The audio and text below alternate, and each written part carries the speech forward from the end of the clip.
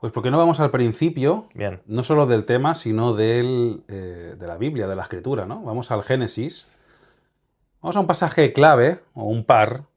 Génesis 1:28 dice así: Y los bendijo Dios y les dijo: Fructificad y multiplicaos, llenad la tierra y sojuzgadla, y señoread en los peces del mar, en las aves de los cielos y en todas las bestias que se mueven sobre la tierra. Dios da un mandato. Estamos antes de Génesis 3, antes de la caída. bien.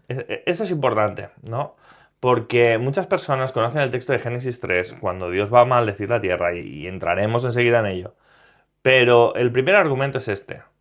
Adán en el paraíso, antes de la caída, Adán y Eva ya trabajaban. Ujú. Antes de que el pecado entrara en este mundo, en el plan de Dios, ya estaba que el hombre trabajara, ¿no? Aquí vemos varios mandamientos: fructificad, multiplicados, llenad la tierra, sojuzgarla, señorear en los peces del mar, en las aves de los cielos y en todas las bestias que se mueven sobre la tierra. ¿Cuál es la expresión práctica de este mandamiento de señorear sobre los peces del mar, etcétera?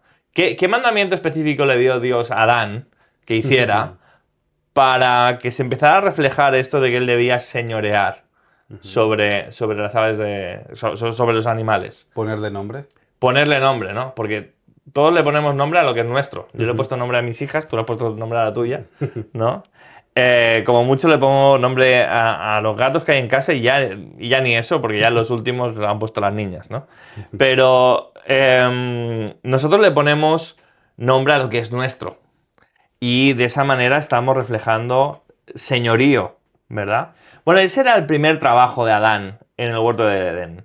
Él estaba señoreando sobre la creación de Dios, y date cuenta que es un mandamiento que es delegado por Dios de una tarea que previamente hacía Dios. Mm. Dios en la creación primero dijo, sea la luz, y fue la luz, ¿no? Pero después de hacer esa creación, en cada uno de los relatos, vemos que después Dios pone nombre a las cosas. Mm. Y llamó a la luz día y a las tinieblas llamó noches, Ujú. ¿no? Entonces vemos que Dios va creando, y no solo crea por el poder de su palabra, sino que también pone nombre. Exacto. Y en ese poner nombre está manifestando su señorío sobre su propia creación.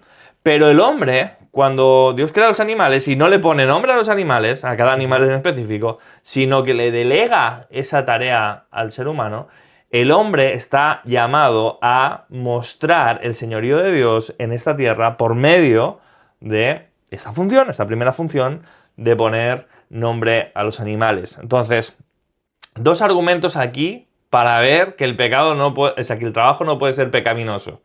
En primer lugar, estaba antes de la caída. En segundo lugar, Dios trabajaba. Dios Ujú. trabaja. ¿Sí?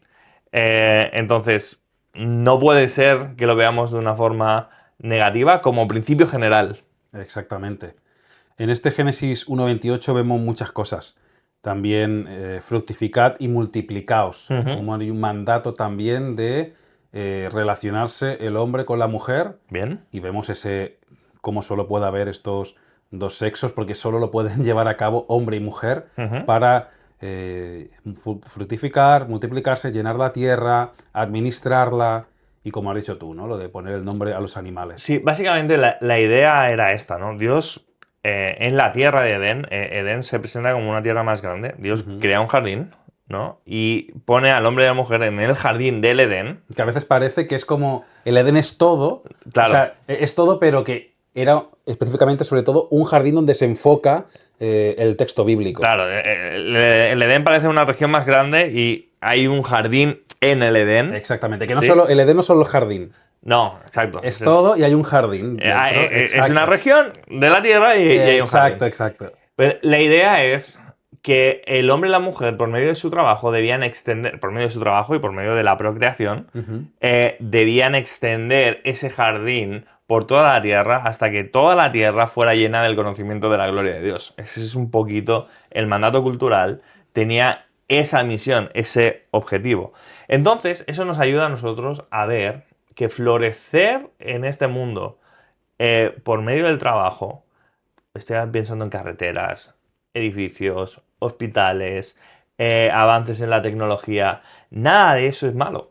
Ujú. Todo eso es parte del plan de Dios porque Dios quiere que el ser humano se desarrolle y desarrolle su intelecto y su conocimiento para crear cosas nuevas. Porque ahí también, Samu, se refleja que somos hechos a imagen y semejanza de Dios, Ujú. ¿no? También en ese, como dices, en ese intelecto, en esa manera de gobernar, de cuidar, vemos en el hombre, bueno, características y funciones que Dios tiene y que delega al ser humano también. Exacto. Entonces, Dios, me dio otro pasaje, Génesis 2:15, Ujú. tomó pues Jehová Dios al hombre y lo puso en el huerto del Edén para que hiciera dos cosas, para que lo labrara y lo guardase. ¿Sí? Entonces, él tenía dos funciones principales, labrar el huerto y guardar el huerto. Ujú. ¿Sí? Entonces, esta es la idea principal. Antes de la caída, Ujú. no había ningún tipo de problema con el trabajo. ¿Sí? Dios le mandaba a Adán hacerlo, Adán lo hacía, Ujú. y de esa manera Adán y Eva iban cumpliendo el mandato cultural. Pero llegamos a una situación diferente, Ujú. ¿verdad? Así es. Llegamos a la caída. Y en la caída todo cambia, todo se tuerce. Entonces vamos a ver qué cosas cambiaron en la caída y por qué cambiaron en la caída y qué cosas y qué principios se mantienen a día de hoy después de la caída. Bien, pues vamos a ello, porque lamentablemente suceden en la caída ciertas distorsiones, pero vemos también cómo la dignidad del trabajo se Mm. mantiene, Ujú. ¿vale? Y eso es importante para, como hemos dicho, no tener distorsiones de trabajos espirituales versus seculares, Exacto. etcétera. Obviamente que hay, por ejemplo, ya dentro de la iglesia, diferentes responsabilidades. Es decir, yo creo, al menos yo, que la predicación de la palabra tiene una importancia, una responsabilidad más grande que a lo mejor encargarte de limpiar la última esquinita de la iglesia, que a lo mejor no pasa nada si esa esquina no está tan limpia, como que haya una mala predicación. Es decir, delante de los ojos de Dios todo trabajo es santo y es bueno, pero hay ciertas responsabilidades, ¿no? Y quizá una diferencia entre ellas. No sé cómo lo ves tú eso. Sí, o sea, la predicación es el ministerio principal de la iglesia. Ujú. Entonces, una buena iglesia cuida su predicación, Ujú. indudablemente. Pero en la cuestión del trabajo, y cuando pensamos en cómo glorificamos a Dios con nuestro trabajo, yo estoy convencido que la persona que barra el suelo puede barrer el suelo con la misma excelencia Ahí está. que lo hace el predicador. Ujú. Y lo hace también para el Señor. Amén, ¿Sí? así es, sí, sí.